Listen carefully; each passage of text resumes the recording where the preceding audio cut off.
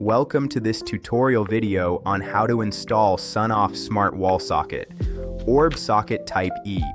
Inside the box, you'll find the socket, quick guide, and screws. To remove the switch cover, use a screwdriver and locate the recess above the two small notches on the back of the switch.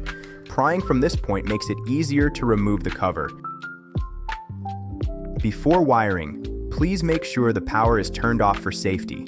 Loosen the required screws. Identify the wires in the wall box. Confirm whether a neutral wire is present.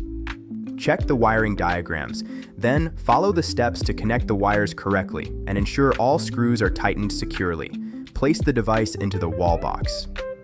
Make sure the raised corner of the device aligns with the corner marked with the power label.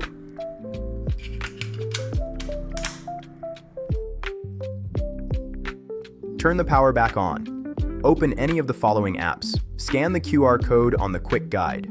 You can also find one on the back of the device. If the app doesn't detect the device automatically, long press the device button for 5 seconds until the indicator flashes 2 short and 1 long. This means it's in pairing mode. Continue following the app instructions. After pairing is complete, the device is ready to use.